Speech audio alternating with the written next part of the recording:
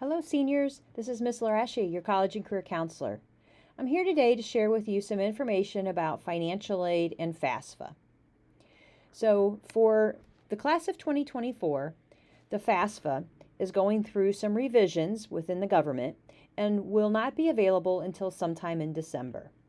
I don't know exactly when, but I'll be sure to let you know when the FAFSA becomes available. Normally, we would be doing FAFSA in October, but just this year, it's delayed until December.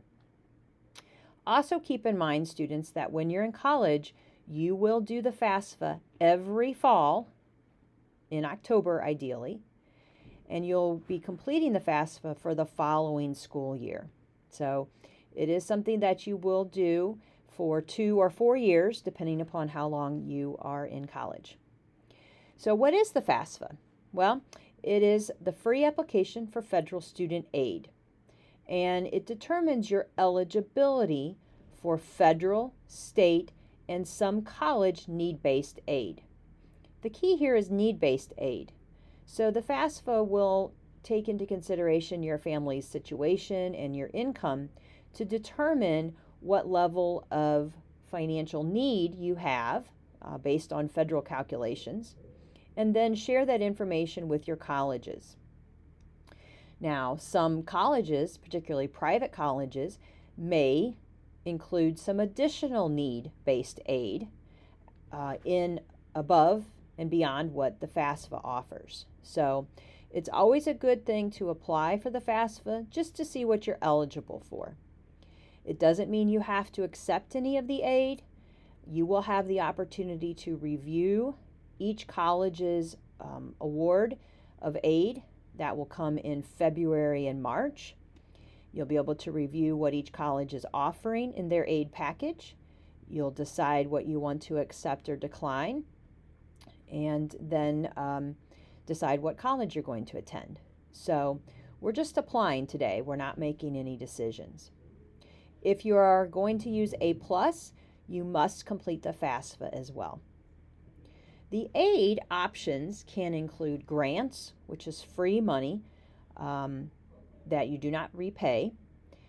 Currently, the Pell Grant, which is a federal grant, can be up to $7,300 for the most neediest of students. The state of Missouri can also add additional aid on top of federal aid. Work-study is simply a campus job, and then there can be student loans offered. These loans would be repaid after college. Now, a lot of people are not very positive about loans, and that's okay. But keep in mind, student loans are a way to help you pay for college now when you don't have a lot of money, and allow you to repay them later once you have a full-time job and have the ability to repay loans. We take out loans for lots of things in life: cars, houses, vacations, etc. So college loans are just another type of loan and can be very helpful in affording your education. You just want to be careful about how much loan you take out so that you keep it to the minimum and something that you are going to be able to repay once you graduate college. So how are we going to complete the FAFSA? Well, once it opens in December, you can certainly complete the FAFSA at home with your parents' help. And it's supposed to be a lot shorter, so probably will take you maybe 30 minutes or so. Sort of like doing your income taxes. Or you can sign up for one of our FAFSA completion nights here at school, where we will have experts here to help you complete the FAFSA, answer questions if you have unique situations. You can sign up for one of these nights on your School Links account. So, what can you do now to get started with your FAFSA? Well, one of the things that you can do now is to create your FSA ID. And that is simply a username and password that you will use to complete your FAFSA. In order to apply for FAFSA, you must either be a U.S. citizen or a permanent resident. Because it is tax dollar based aid, those are the requirements of the government. If you are not sure if you can apply for FAFSA, please come and see me, and I will be happy to talk with you about what your options are.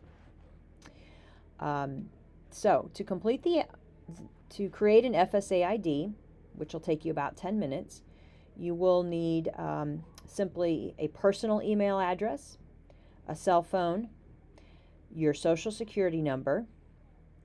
If parents don't have social security numbers, that's okay. They will still be able to create their FSA ID, but they will just have a slightly different process. It'll take you about 10 minutes to create your ID, and you want to do this before you sit down to do the FAFSA in December, because your identity has to be verified with the government, and that takes a few days. Okay.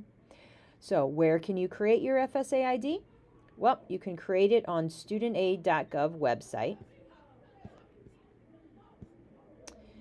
which is right here.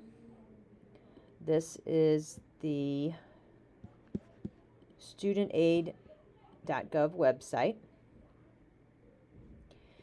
And you will go here to create account. And then click Get Started. And you can see then that you'll fill in information about yourself, date of birth, social security number, etc.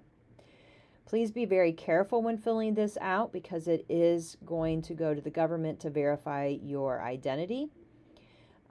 Also make sure when you set this up that you write down your FSA ID username and password, your security questions, so that you have that information on hand as well when you complete the FAFSA in December.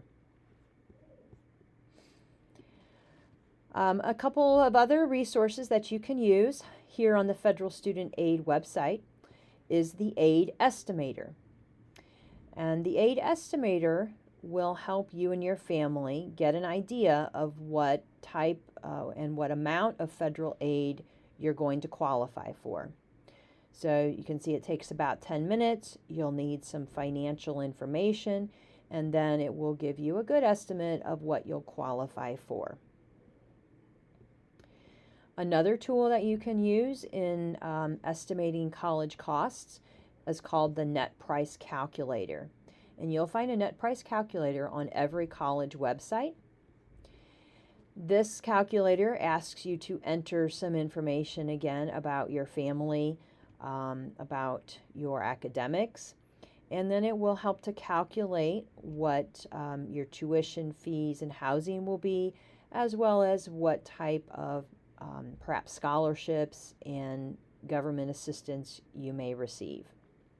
So it isn't exactly 100% guarantee what you'll receive, but it does give you a good estimate to see if this college is going to be in an affordable range for you. Okay. Last thing I want to share is as you prepare to complete the FAFSA in December, also keep in mind that you will need to have your income information, preferably your income taxes completed for the year 2022. So that would be your parents' income taxes as well as student income taxes if you worked in the year 2022 and filed taxes. You'll also need information on your checking and savings accounts for student and parent.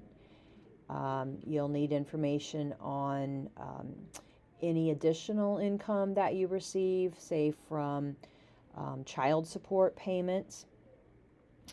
And if your parents are not married, then you'll be using the income information from the parent that provides the most financial assistance. So More of that will come in detail when we actually get to the FAFSA and can see the questions, but I just wanted to let you know it's a good idea to go ahead and get those documents, those income tax documents together in preparation for December. Hope this information is helpful as you get ready for the financial aid process. Thanks for tuning in. Have a great day.